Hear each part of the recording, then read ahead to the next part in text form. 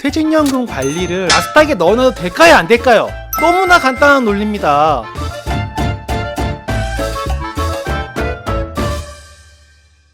퇴직연금 이거 굉장히 중요한 거죠. 오늘 요거 좀 얘기하겠습니다. 퇴직연금 관리를 되게 어려워하시는 분들이 있으세요. 그래서 제가 오늘 퇴직연금 정말 심플하게 여러분도 퇴직연금을 불릴 수 있는 방법에 대해서 같이 한번 공유를 해보도록 하겠습니다. 퇴직연금을 관리하려면 일단은 퇴직연금이 뭔지를 알아야 되는데, 우리나라는 일반적으로요, 연금이라는 게 3층 구조로 되어 있습니다. 직장 생활하는 웬만한 국민이라면은 국민연금이 다 저변에 기본적으로 깔려 있게 되고, 그 다음에 회사에서 직장 생활을 하시는 분들은 퇴직연금을 가져가시게 되고요. 그리고 개인적으로 가입하시는 개인연금이 있지 않습니까? 근데 여기에서 보면 국민연금은 우리가 어떻게 관리를 할 수 있는 여지가 없습니다. 국민연금관리공단에서 잘 해주기를 바라는 수밖에 없어요. 근데 퇴직연금은 분명히 우리가 관리하고 관리하는 만큼 추가 수익을 도모할 수 있는 여지가 다분히 있다라는 겁니다. 퇴직금이 DB형이 있고 DC형이 있습니다. 여러분 많이 들어보셨죠? DB형, DC형, IRP 들어본 적이 많이 있으실 겁니다. 근데 간단합니다. 어려울 거 없습니다. DB형은 은행에다가 맡겨놓은, 또는 증권사에 맡겨놓은, 보험사에 맡겨놓은, 금융기관에 맡겨놓은 퇴직연금을 누군가는 운영을 해야겠죠? 금융기관에 맡겨놓은 거 가지고 적금이 될지, 금융기관에 맡겨놓은 거 갖고 펀드에 투자를 할지 누군가는 결정을 해야 되는데, 그 결정을 DB형, 회사가 결정을 하면은 그건 DB형인 거예요. 그리고 금융기관에 맡겨놓은 돈을 어떻게 운용할지 결정하는 걸 근로자가 결정하면 그건 DC형인 거예요. 간단하죠? 그리고 회사가 운영을 했으면은 운영의 책임을 누가 지는 거예요? 회사가 지는 거죠. 그러니까 운영 수익이 아무리 나빠도 회사는 정해진 금액만큼은 무조건 근로자한테 줘야 되는 규정이 있는 거죠. 그리고 DC형은 근로자가 운영했잖아요. 근로자가 운영했으니까 운용 수익이 좀 나빠졌어. 그러면 거기에 대해서 피해를 보는 것도 이제 근로자가 받게 되는 거죠. 자, 근데 반대로 운영을 잘한 거예요. 회사가 운영을 잘했어요. 회사가 운영을 잘했으면은 근로자에게는 정해진 금액만 주고 수익이 난 부분은 회사가 가져간다. 그게 DB형인 거고, 근로자가 운영을 했습니다. 근로자가 금융상품 운영을 했는데 수익이 잘 났어요. 회사는 뭐 한 게 없잖아요. 근로자가 다 했잖아요. 그럼 추가 수익분은 누가 가지고 가야 돼요? 당연히 근로자가 가지고 가는 거죠. 그게 바로 DC형이다 라고 보시면 되는 거예요. 자, 이해되셨죠?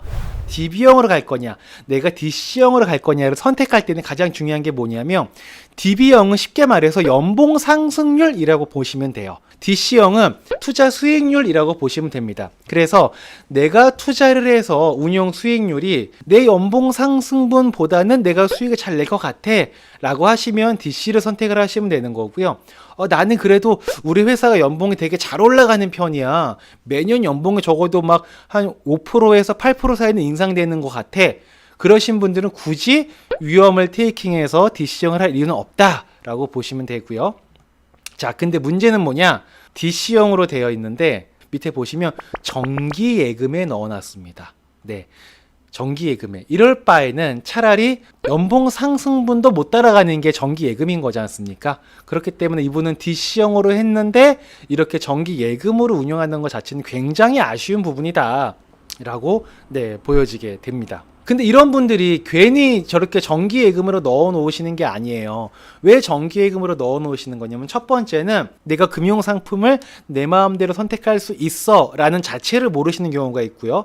두 번째로는 어떻게 투자해야 될지를 모르는 경우가 있어요. 그러니까 괜히 위험하게 다 손해보느니 그냥 정기예금에 넣어 놓자, 이런 이유 때문에 DC형을 선택해 놓고 정기예금에 넣어 놓은 경우들이 굉장히 많이 있습니다. 자, 이런 분들에게는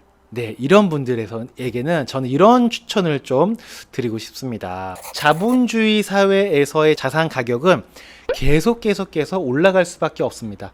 20년 전보다 지금 택시비가 비싸고요. 20년 후에는 지금보다 택시비가 비쌀 거예요. 항상 모든 비용과 가격은 다 올라갈 수밖에 없게 돼 있습니다. 다 이렇게 올라갈 때 혼자 아래로 떨어지는 녀석이 있습니다. 그 녀석이 누구냐? 바로 금리입니다. 그러니까 우리가 퇴직연금을 관리할 때 요쪽에다가 좀 넣어놓자, 라는 말씀 드리는 겁니다. 그리고 이게 단기 투자로 이런 거라면 위험할 수 있겠지만, 장기 투자를 할 때 이런 쪽에 넣어놓으면 정말 안전하게 운용할 수 있습니다. 그러면 이제 중요한 건 이거죠. 그럼 어디다 투자하냐?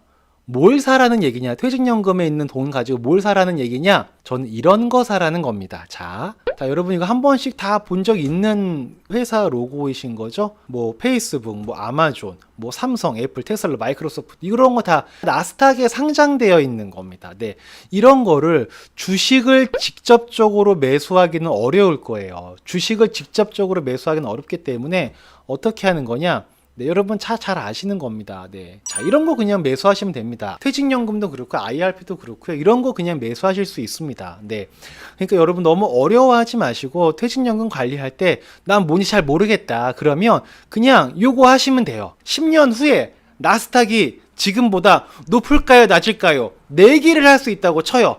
이거를 맞히는 사람한테는 뭐 한 1,000만 원을 준다고 합니다. 그러면은 여러분은 1,000만 원을 받기 위해서 1번 선택하실래요? 2번 선택하실래요? 자, 지금 대부분 많은 분들이 네, 2번이죠. 다 2번 말씀하고 계시죠? 네, 맞아요. 2번이에요. 네, 간단한 논리입니다.